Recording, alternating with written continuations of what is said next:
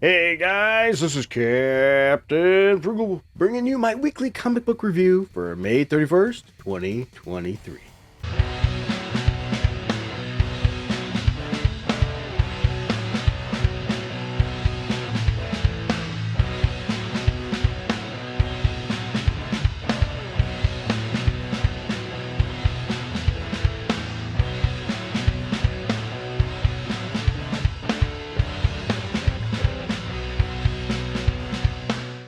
All right, thank you for all those people who have recently subscribed to the channel.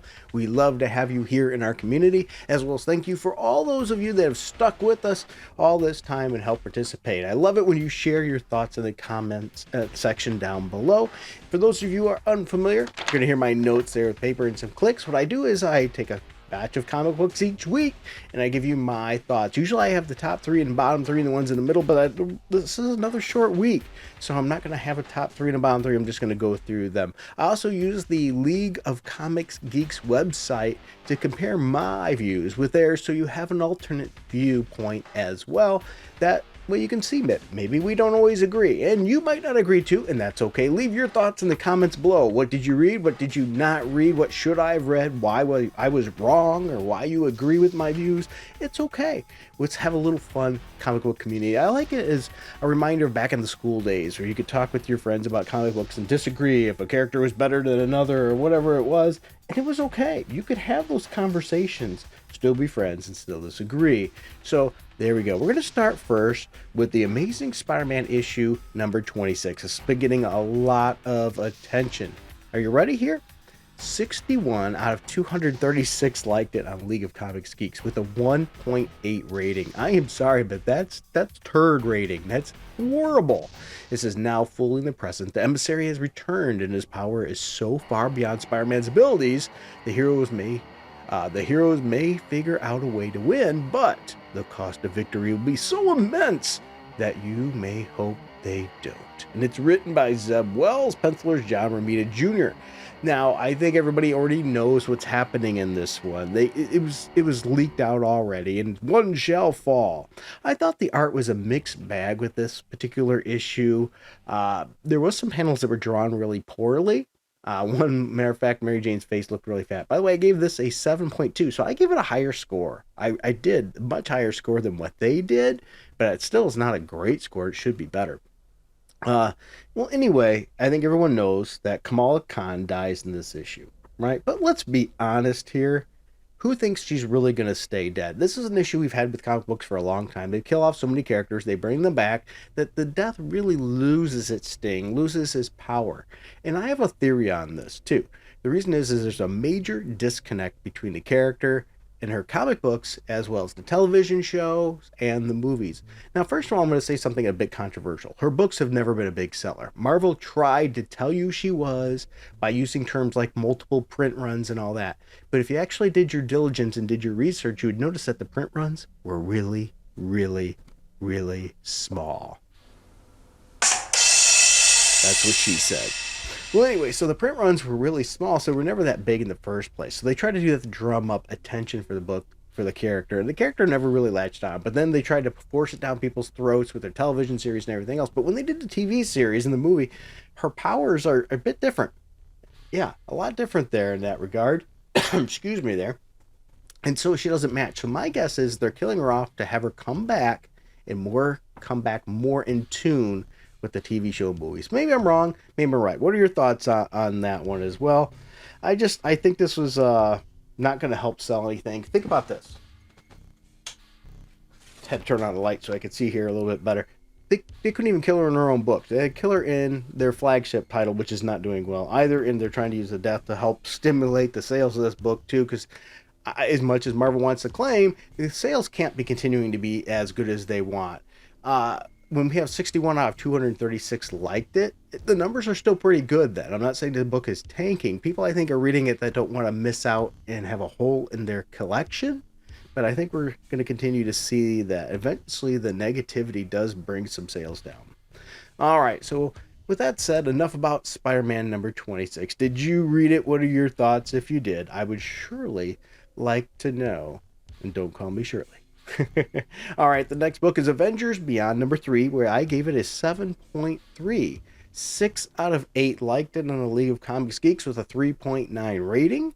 So they give it a higher rating, but you notice not many people are reviewing this and rating it, which makes me think that this book really isn't grabbing many people's attention. The Lost One is here, and he's knocking on Earth's door. We have the Avengers trying to protect the Beyonder, but what happens? I will say, there is some odd-looking faces, as from Greg Land as usual, but there is good action in this book, and what I do think is there's a good story twist in this. I did like that story twist. So Derek Landy is the writer, artist Greg Land. So you know what to expect with Greg Land. I give it a 7.3. It's nothing spectacular. I don't think you have to rush out and get this, but I think it's not been too terrible. Now this next one disappointed me. I have a bit of a soapbox gripe, and I am biased, so be wary there. Okay, I am biased. And this is Captain America, Symbol of Truth, number 13, Cold War Part 4. I gave it a 7 out of 10. Here's the thing. On League of Comics Geeks, 35 out of 39 liked it. Yeah, can you believe that? 35 out of 39. Yeah, okay, give them a clap, give them a clap. That's 3.8 your average rating. I disagree with them. 3.8 average rating, I don't think it deserves to be that high. I gave us, as I said, a 7. Anyway, we have the continuation of Captain America wanting to get his son back. I don't like the whole Z world thing in the first place, but the kicker here is where I get on a soapbox. I'm going to soapbox hard, okay? Is I call BS. There is a fight where Sam is trying to stop Steve because Steve is being irrational. And Sam Wilson is able to take down Steve Rogers, Captain America. Shit! If you recall, who trains Sam Wilson? Captain America, right? Who has more, skills? Let's be honest, Captain America. Yes, Sam can fly, and I am a big Sam Wilson fan. Just for the record, anybody that disagrees, all I have to do is come into my office. You'll see I've got action figures of Falcon and pictures and everything else. Yes, as Falcon. Okay, I get that. But the writer is Tochi Anibu. I can't even pronounce that name. The artist is R.B. Silva. And even then, I didn't think the art was anything special in this issue. It just dropped it. And I think they're trying so hard to push Sam Wilson. There's no way he's beating Captain America in a fight. Now, you might go, well, what if Captain America, he was trying to take it easy on him, maybe like he does Bucky. I get that. But here's the thing. He wasn't. He was going hard at him because he wanted to make sure he could get his son. There is no way that a highly trained soldier like this that trains somebody else is going to lose to somebody when he's going to save his son. The father in me kicks in and says, no way that this deserved. Not that at all. Yeah, that. It's more goofy than anything. All right. With that said, another one down. The next one, speaking of goofy, I read was Deadpool number 7, Heavenly Bodies, to kill the killer or be killed. I gave this issue a 7.1. They had 45 out of 47 liked it with a 4.1 average rating. A little higher, once again, than I gave it. So we have a pet dog, a symbiote dog with Deadpool. Normally, I wouldn't like this kind of comic book, but it's Deadpool. So I go for the goofiness when it's Deadpool, and you'll get that as bounty hunters are trying to kill none other than Deadpool. We have Alyssa Wong as the writer, the artist Luigi Zagaria, which I thought the art was okay. Silly story, lots of action, decent art, nothing spectacular. If you're a Deadpool fan, you probably want to check this out. If you're not a Deadpool fan, yeah, this isn't for you. You really have to be a Deadpool fan, I think, to get into this one. And the last one, and I have a gripe with this too. I will say I like the art, I like the cover, and that's Punisher number 12. 43 out of 56 liked it with a 3.7 rating. I gave it a 6.9. Now bear with me, there's a reason I gave it that. Okay, it says the King of Killers, epilogue, Punisher no more. Yeah, that's it. This is the final issue of this legacy issue number 256, by the way, written by Jason Aaron, artist Paul, and I'm not going to mention his name, and as well as Jesus, because I'm just going to butcher those names, and it's not intentional. As I said, I did really like the art in this. I do. It's solid art. So it's a solid conclusion to the story as well. But I will say, I don't like it. Solid conclusion. Really did. Good, solid way done. Didn't care for it at all. I am not a fan of retconning a character's history, especially in a case like this, where you know there was an agenda with Marvel behind retconning the character. Give no craps about the character. We've got to change that skull and make the Punisher a different kind of person. And they just really did his history dirty. So let me tell you, for one, they make his wife is alive now. Okay. But not only is she alive, she doesn't want to be with him, divorced him, and hated everything he's done. Now think about that. If you died, came back, you think there might be some revenge in your heart? I don't know. But it was dumb that she hates him now because of what he did. She was going, and here's the thing too, in the retconning of the story, she was on that day going to divorce him. So they really took almost everything that created the character. Really. I mean it. They killed his family. This was him there. And they took all that out from him. They removed all of that. They just decimated this character. So good job, Marvel. You successfully decimated the character. The question is, can you come back from this? They ended this series on this note. And as I said, 43 out of 56 liked it. So it's probably not selling really well anyway.